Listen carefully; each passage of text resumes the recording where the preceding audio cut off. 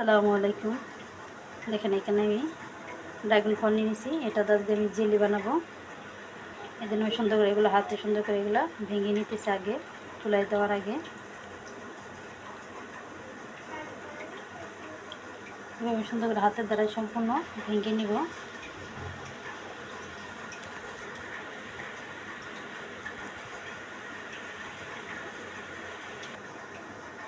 আমি যে পাত্রে জাল দিব আমি ওই পাত্রে ঢেলে নিতেছি সুন্দর করে।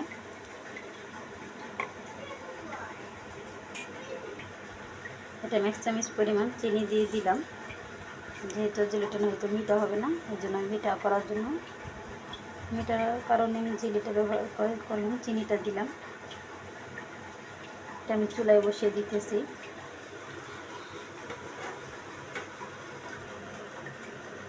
এখানে অল্প একটু আমি আগার আগার পাউডার ব্যবহার করলাম। এটা সুন্দর করে এখন মিক্সার করে নেব। এটা সুন্দর করে মিক্সার করবো।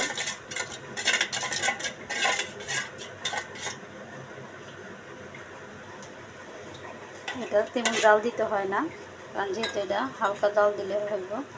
আগার আগার পাউডারটা এটা জমার কাজে ব্যবহার হয়, যে কোনো তলা জিনিস খুব সাথে সাথে জমাট বাঁধায়। এভাবে এখন সুন্দর করে একটু জাল করে নিব।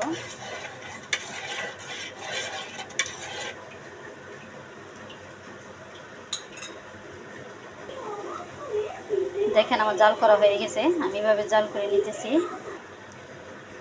দেখেন এটা আমাকে চুলা থেকে নামিয়ে নিতেছি। আমি যে পাত্রে দিব খুব তাড়াতাড়ি আমি এই পাত্রে দিয়ে দিতেছি।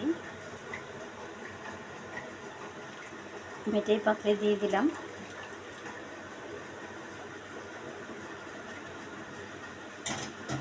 আমি পাত্র এখন রেখে দেবো জমাট বাঁধার জন্য। জমাট বেঁধে গেলে এটা আমি দিয়ে দিব আবার নর্মালি ফ্রিজের মধ্যে। দেখেন আমার জেলটা হয়ে গেছে, কত সুন্দর। দেখেন এটাকে সুন্দর করে এখন কেটে নিতেছি।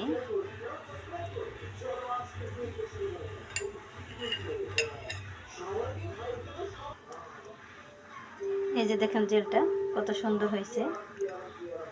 দেখেন একটা দেখিয়ে দিতেছি আপনাদের, জেলটা দেখেন কত সুন্দর হয়েছে। আপনাদের যদি ভালো লাগে আমাকে বেশি বেশি করে লাইক করে সাবস্ক্রাইব করে আমার পাশে থাকুন। সবার জন্য যে যেখানে বসে দেখবেন সবাই ভালো থাকবেন, সুস্থ থাকবেন। আল্লাহ হাফেজ।